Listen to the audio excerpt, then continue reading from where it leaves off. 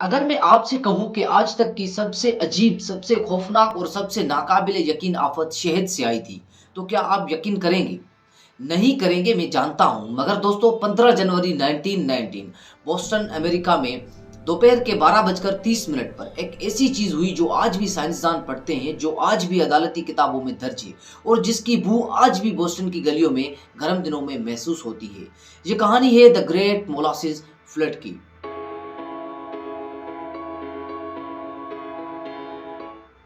अस्सलाम वालेकुम दोस्तों। आज की कहानी सुनकर आप पहले हंसेंगे, फिर हैरान होंगे, फिर आपको डर लगेगा और आखिर में आपकी आंखें भर आएंगी, क्योंकि ये कहानी सिर्फ एक सैलाब की नहीं, ये कहानी है लालच की, लापरवाही की और उन मासूम लोगों की जिनकी जान की कोई कीमत नहीं समझी गई। तो दोस्तों, वीडियो शुरू से आखिर तक देखना, बीच में मत छोड़ना, क्योंकि आखिर में एक ऐसी बात बताने जा रहा हूं जो आपके दिल को दहला देगी। तो शुरू करते हैं दोस्तों। पहले एक छोटी सी बात समझें। मोलासिस, हम इसे उर्दू में शीरा कहते हैं। गन्ने से चीनी बनती है और जब चीनी बनती है तो जो गाढ़ा स्याह मीठा माया बचता है वही मोलासिस है। आपने कभी गुड़ की चाशनी देखी है? कुछ ऐसा ही। मगर दोस्तों, 1919 के अमेरिका में मोलासिस सिर्फ मिठाई के लिए नहीं था। पहली जंग अजीम चल रही थी और जंग में बारूद चाहिए होते थे। बारूद बनाने के लिए इंडस्ट्रियल अल्कोहल चाहिए होती थी और इंडस्ट्रियल अल्कोहल बनाने के लिए मोलासिस चाहिए होता था। तो एक कंपनी ने, जिसका नाम था United states industrial alcohol company, जिसने बोस्टन के एक गरीब मोहल्ले में एक टैंक बनाया था। वो कोई आम टैंक नहीं था। उस टैंक की ऊंचाई 50 फीट यानी ऑलमोस्ट 5 मंजिला इमारत जितना ऊंचा, चौड़ाई 90 फुट और उसके अंदर भरा जाने वाला molasses 2.5 million gallon, 2.5 million gallon. दोस्तों, अगर आप एक घंटे में 1 गैलन पानी पीते हैं तो इस टैंक का मोलासिस खत्म करने में आपको 285 साल लगेंगे। बस अंदाजा लगाएं कि ये टैंक कितना बड़ा था। अब दोस्तों, यहां से कहानी बदलती है। ये टैंक 1915 में बना और जब पहली बार इसे मोलासिस से भरा गया तो मोहल्ले वालों ने देखा कि टैंक की दीवारों से मोलासिस रस रहा था, बूंद बूंद, आहिस्ता आहिस्ता, लेकिन मुसलसल। और सिर्फ यही नहीं, टैंक से आवाजें आती थी, ऐसी आवाजें जैसे कोई बहुत बड़ी चीज अंदर से कराह रही है। दोस्तों, आप जानते हैं इन आवाजों का मतलब क्या था? ये टैंक की दीवारें थी जो प्रेशर बर्दाश्त नहीं कर पा रही थी, जो चीख रही थी, जो वार्निंग दे रही थी, बचाओ मैं टूटने वाला हूं। मगर दोस्तों, कंपनी ने क्या किया? उन्होंने ना ही टैंक खाली किया और ना ही किसी इंजीनियर को बुलवाया और ना ही उन्होंने मोहल्ले वालों को खबरदार किया। उन्होंने टैंक पर ऐसा रंग करवा दिया ताकि रसने वाला मोलासिस नजर ना आए। इतनी लापरवाही। और मोहल्ले के बच्चे, वो मासूम बच्चे जो रोज उस टैंक के करीब खेलते थे, वो कुछ बर्तन लेकर आते थे और दीवार से रसने वाला मीठा मोलासिस इकट्ठा करके घर ले जाते थे, क्योंकि वो मीठा था। उन्हें क्या पता था कि उनका ये खेल एक दिन उनकी मौत बन जाएगा। एक और बात जो सुनकर मुझे गुस्सा आया था, शायद आप भी सुनेंगे तो आपको भी गुस्सा आएगा। इस टैंक को किसने डिजाइन किया था? एक शख्स जिसका नाम था आर्थर जेल। और आप जानते हैं आर्थर जेल कौन थे? क्या वो सिविल इंजीनियर थे? बिल्कुल नहीं। क्या उन्हें बड़े स्ट्रक्चर्स बनाने का तजुर्बा था? नहीं दोस्तों।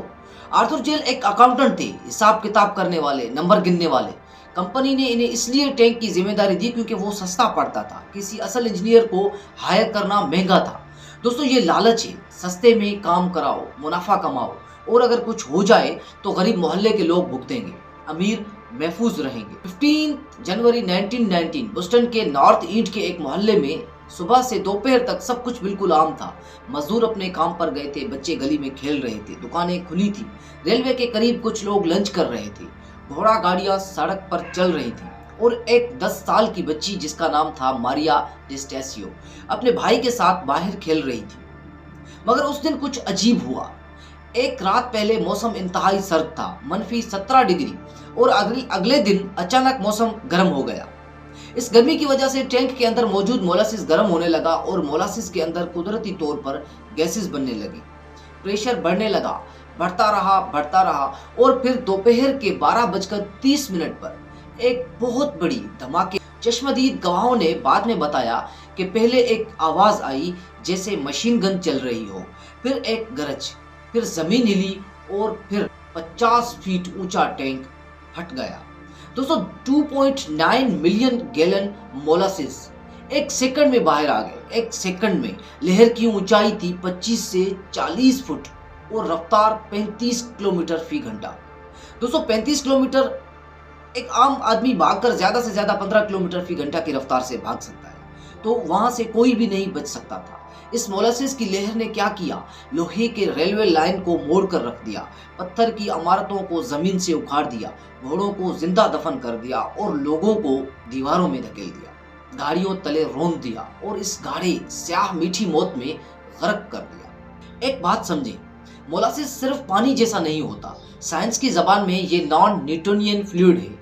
मतलब जब आप इसमें हरकत करें, जब आप हाथ पांव मारें, भागने की कोशिश करें, मोलासिस और ज्यादा गाढ़ा हो जाता है और आपको और ज्यादा जकड़ लेता है, बिल्कुल क्विक सैंड की तरह। जितना हिलाओगे उतना ही धंसते जाओगे। तो वो लोग जो इसमें फंस गए वो निकल नहीं सकते थे और वही जिंदा चीखते रहे और मोलासिस उन्हें आहिस्ता आहिस्ता नीचे खींचता रहा।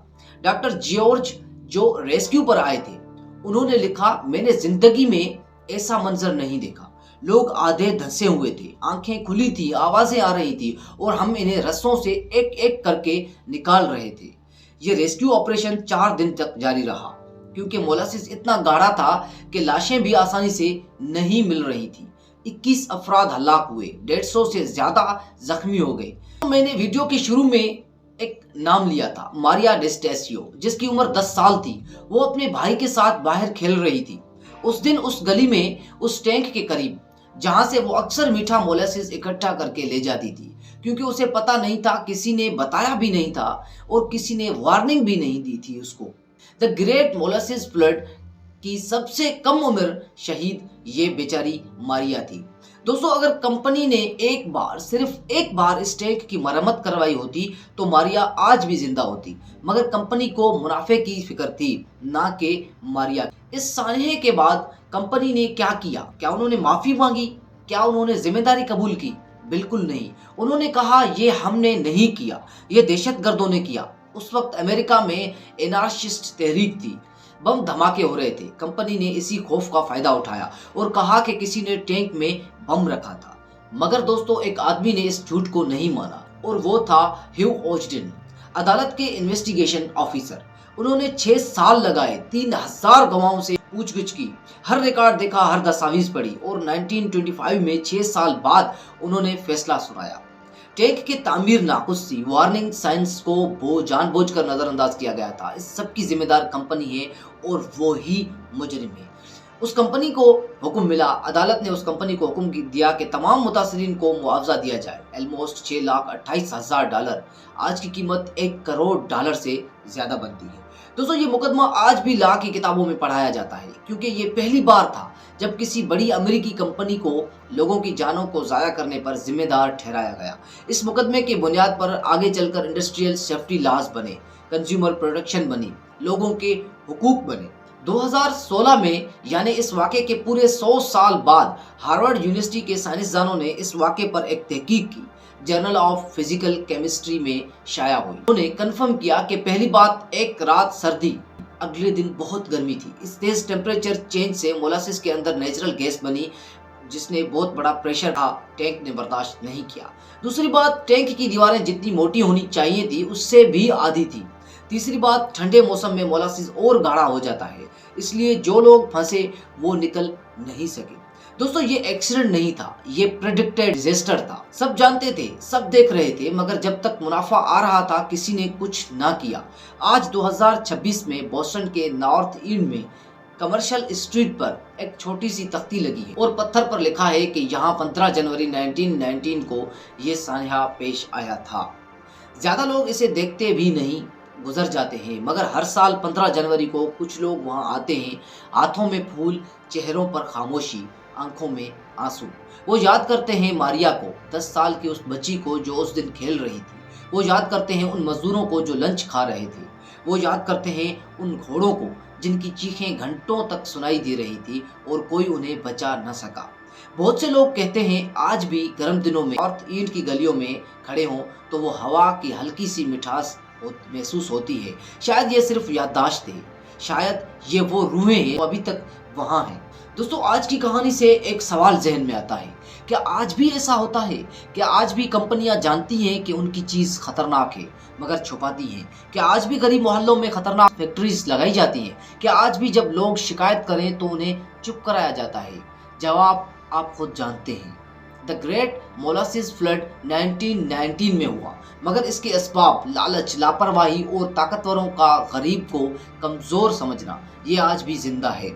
तो दोस्तों, जब भी कभी कोई बड़ी कंपनी, कोई इदारा, कोई हुकूमत कहे सब ठीक है, फिक्र मत करो, और आपकी आंखें दरारें देख रही हों, अपनी आंखों पर यकीन करें, आवाज़ उठाएं, चुप ना रहें। क्योंकि 1919 में वो इसलिए नहीं मरे कि टैंक फटा, वो इसलिए मरे क्योंकि जिन लोगों को बोलना चाहिए था वो चुप रहे। अगर ये आप कहानी आपके दिल को लगी तो इसे शेयर करें, सब्सक्राइब करें, लाइक करें और कमेंट में बताएं क्या आपने पहले कभी ये कहानी सुनी थी। अगली बार एक और ऐसी ही कहानी लेकर आऊँगा जो उम्मीद है कि आपने कभी नहीं सुनी होगी। तब तक ख्याल रखें अपना। अल्लाह हाफ़िज़।